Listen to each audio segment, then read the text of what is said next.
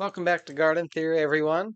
I hope y'all are all having a great day. Today we're going to be following up one of my other videos that I did recently about designing a Japanese courtyard.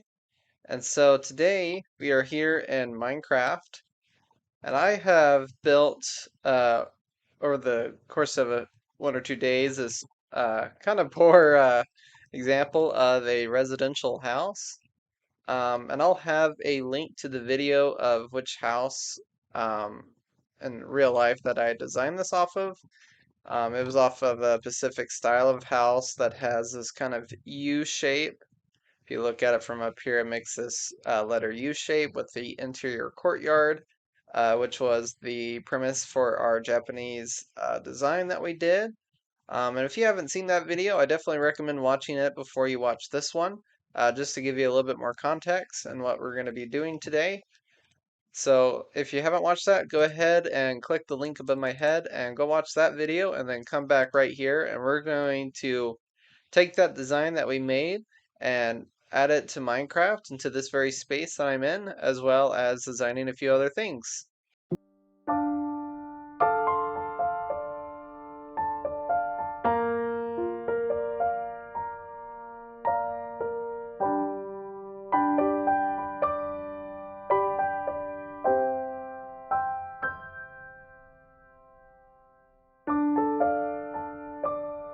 Hey guys, welcome back from the time lapse.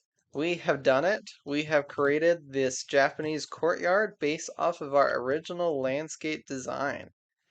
So this is a scaled down model, but it is a great way to help visualize your spaces. I think this is really fun. I think it turned out well. I think a lot of the designs that we had turned out well, and this is what it looks like from the inside. Very green. You're able to access it from any place into your space.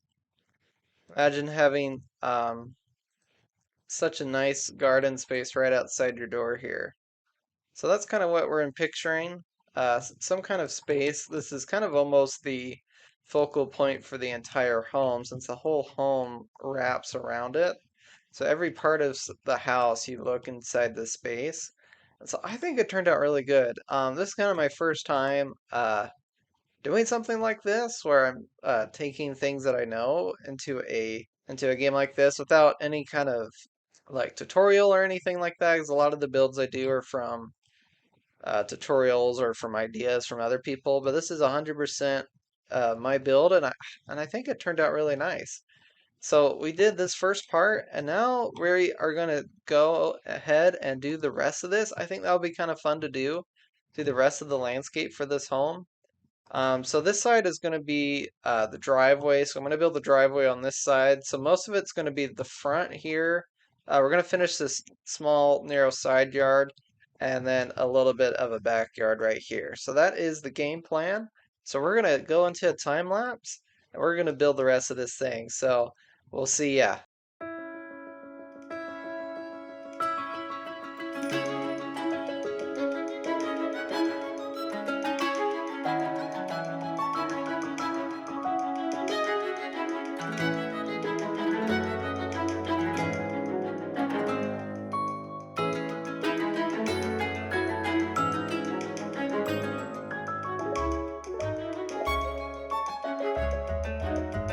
All right, guys, welcome back from the time lapse. I hope you enjoyed watching that time lapse. I had a lot of fun doing the landscape design for this house. It was quite a blast. This is kind of my first time doing something like this for a residential style home. But we'll walk through it layer by layer. Starting with the hardscapes, I know we talked about it, but we'll just briefly review. This side is the driveway. And this is just some kind of fence marking out the property line. I didn't do too much detail in it, besides these lamp posts adding a bit of light for the place. So this is the front of the house. That's the front door right there. And so on this side, I did two narrow lawn strips right here because I do think it's good to have a little bit of lawn in the front of your home. Um, uh, something that I something that I learned when I was doing landscape design is that you try to do your best to keep the lawn away from the edges of your home. And that way, just so, let me zoom over here. And that's just so when your landscaper's coming along, they don't have to spend time weed eating this edge that, no one's really going to be playing in the lawn in such a narrow space right next to your house. So you always try to push the lawn away from your home, and that allows you to build up the layers, meaning vertical layers going from flat to your shrubs and flowers and then to your house, as well as trees. So it just helps to build those natural layers up. So that's what I did here. So we have the two lawn strips. This can be a road or a sidewalk, either or. And I use these pink cherry blossom petals in the game to indicate annual flowers.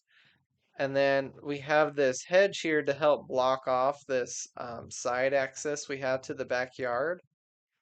And then the driveway on this side, which we have some kind of grass. It could be liriope or some kind of sedge or grass lining against the wall. We have some perennial flowers with some evergreen and flowering bushes, which is what those are.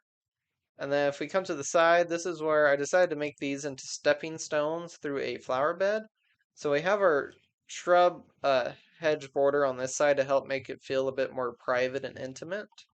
And we also have this tree here, which I think helps frame the house. Sometimes you'll see people put trees right in the front and center, but I think that kind of blocks your architectural features. So I try to have it off to the side so it's highlighting and bringing scale to the main archway of this home. So if we go through this way, again, we have perennial flowers with the stepping stone. We have some evergreen shrubs there to help provide a bit of shade. And then again, it's some more of that grass on this wall as well. And then our courtyard that we did earlier, we access it through here. And again, we have more grasses here, and then we access the backyard through this way. We have some kind of flowering tree right here with, again, more annuals underneath it.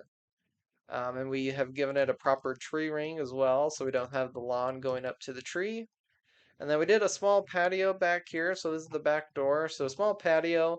And I try to keep a lot of lawn back here just in case, this is a residential home. So they may have kids, pets, or whatever, just to have a nice, decent sized lawn space for you to use. And again, more annual flowers on each side of the home. And then we have a bed in this corner as well with another one of these larger trees and an evergreen shrub to help provide some blockage from this side. I had considered doing some beds on this back side, but we'll leave it blank for now. If you wanted this to be more private, I'd probably recommend putting a line of shrubs along your property line. But for this example, I didn't. So you can kind of see we got this one nice big lawn space in the back, plenty of room for pets or children to run around in. And then this comes back to the driveway, which we made out of brick here to match the brick foundations of the home and detailed features. So that is the property. I hope you enjoyed this. I had quite a bit of fun doing this. I've never built a house like this from scratch before, so it was a pretty fun project. And in case you missed it earlier, this is what the inside of the home looks like. We have a few bats in here, but those will be taken care of before you buy the home, so don't worry. But yeah, this is the kitchen area, and again, you can come right back here into your Japanese courtyard, which is the main focal point of the landscape. But overall, I had a lot of fun with it. And let me know if you guys enjoyed this video. I had a lot of fun making it, and I hope if you did like it, please put it down in the comments, as well as anything that you would have done to this house. What things do you like to add in your landscapes? I would love to hear from you. And if you enjoyed the video, please comment down and subscribe. I appreciate you, and I hope you have a great rest of your day. See ya.